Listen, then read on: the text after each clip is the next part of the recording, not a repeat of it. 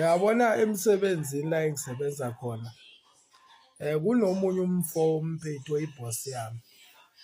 Le ndoda lena yonke indawo la engike ngibe khona naye ma-meeting-ini engike ngiwabambe naye, mayeke wathi umuntu ethi uchaza iy'tori bebe umbuza into ukuthi ugcine wenze njani entweni ethile bekumele ayi-resolve.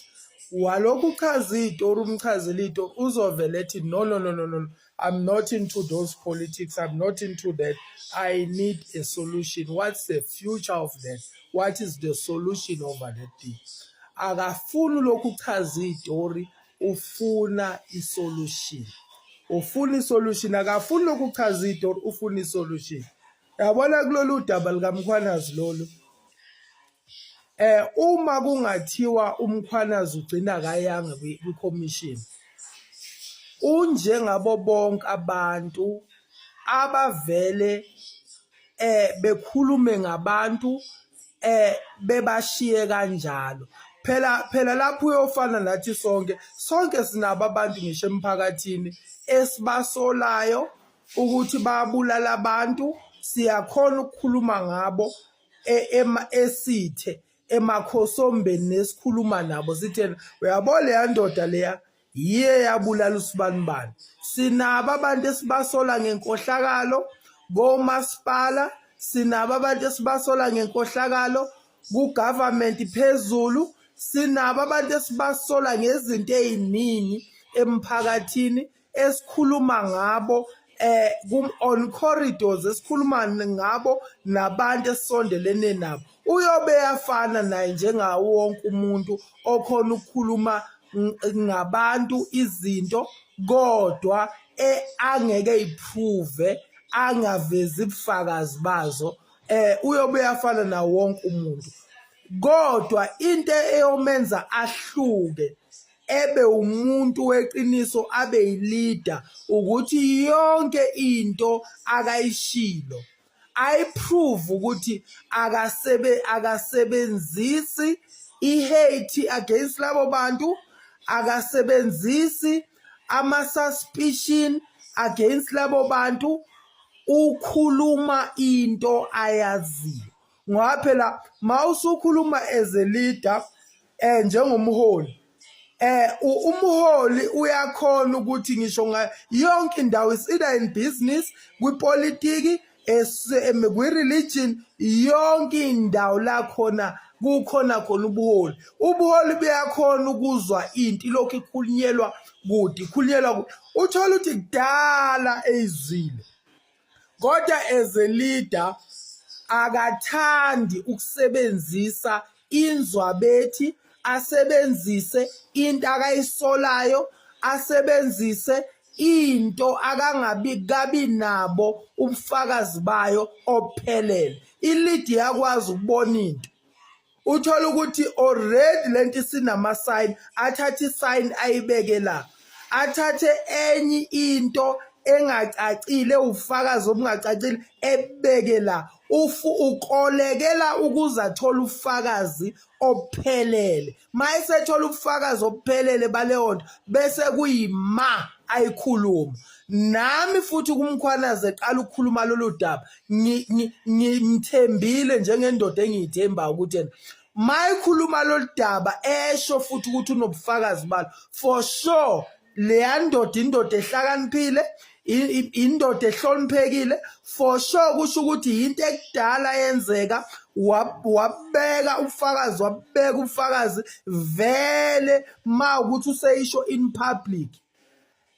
Mayisho in public, mangathi useyabizwa manje, ubizwa amanye ama-leader, ambiza ngokuthi akhonsene, afuna manje ukuthi kulungiswe. Ngoba phela laba ngeke ungitshele ukuthi lo msangano okhulunywa abantu abathi yena ubizwa abantu aba-useless, abangeke bayisolve leyo nto, abangeke abafuna ukufeza ama-political scores wabo. Umsangano lo ngoba abantu abakwi-corruption nabantu abangafuni lento abambandakanyeka kulento le bebengeke befune ngisho lento ukuthi iqulwe ku-commission, bebengeke bafune for the fact ukuthi bafuna ize kwi-commission. Leyo nto iwufakazi bokuthi bafuna lento ivele ibekwe etafuleni straight, bafuna leyo nto leyo. Manje angazi ukuthi abantu yini le abayishoyo abathi yena uMkhwanazi haya kumele ekuleyo commission naleyo commission wathi sebeqala manje ukufaka idoubt kwi-commission, sebeqala ukufaka idoubt kwi-commission. Abanye bathi na yini engayi kumajaji, ngani kube kuvele lolu daba likaMkhwanazi kwathiwa akaye kumajaji kwisigungu samajaji. Baningi abebezovele prior bethi yena hayi vele amajaji la eMzansi a-corrupt a-captured, bebezovele bekhulume leyo nto leyo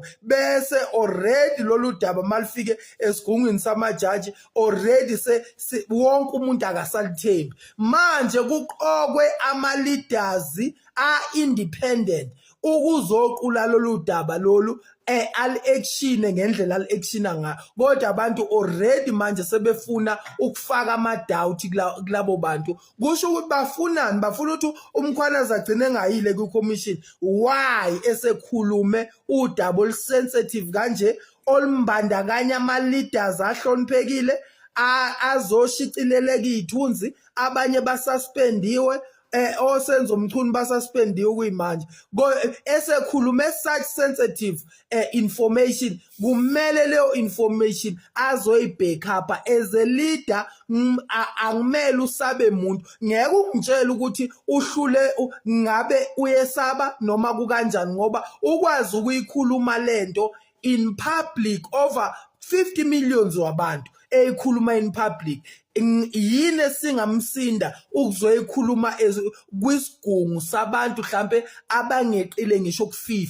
Yini esingamsinda lapho? Ngoba leyo nto lelo kumele azoyikhuluma njengamanje, ngoba uyikhuluma namanye la khona esekumele i-actionwe khona lento. Angithi udaba oluthabula wonke umuntu oluyinkinga kulukhuluma nje in public, ingoba usiyabona ukuthi li-out of hand, alisacontroleki. Manje kusebatholile abantu abazomsiza, bayambiza ukuthi azobachazisela kahle in detail bese bayakhona ukuli-action. Ngeke ukuthi manje sesingadileya kuleyo nto noma egcine engakwenzanga lokho. Vele uqinisile umalema mawukuthi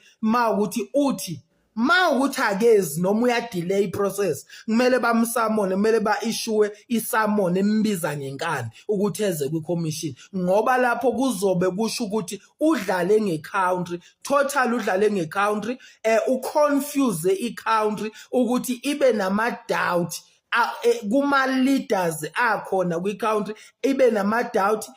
Kusho ukuthi ngaleyo ndlela wenze just a smear campaign ukuthi attaint abantu abathile abashiye kanjalo, besale labo bantu bedawutheka, kwazi ukuthi ba-corrupt, kodwa ingekho i-proof yokuthi ba-corrupt kuphi. Mina nje bengimeseka uMkhwanazi, namanje ngiyameseka. I still maintain ukuthi maybe unama-commitment somewhere, uyeza kwi-commission. I still believe in that. Mangathiwa kezi then nami ngisho njengomalema ukuthi usifake kwimesi and then ushiya kanjalo. Uyafana njengomuntu ozofike akhulume athi usibani bani uyathakatha, usibani bani uthwele, usibani bani wathola ngobani, usibani bani wabulala ubani. Ayisho leyo nto behind the scene. Mase kumele ebizwe manje abantu abafuna ukuzoyi-actiona okanye amaphoyisa, abantu abasemthwethweni ukuthi bazo-actiona. Mayesebizwa kuthiwa akazobanika i-information noma i-evidence, useyaqasha. Akufanele-ke kube kanjalo. La eMzansi kumele ama-leaders abe accountable. Ma ukuthi umuntu uyamazi ukuthi u-corrupt, ngicabanga ukuthi abantu it's just ordinary citizen, akubantu akumele baba ama-whistleblowers babe anonymous futhi bengazi ukuzotestify, kodwa a leader of that caliber kumele kube ukuthi uyakhona ukuthi man up and go and testify kwi-committee, amele iqiniso, akwazi ukulisho upon over millions wabantu, ngeke azosindwa ukuzolisho kwisigungu kwi-committee ekhethiwe ukuthi izokhuluma lolo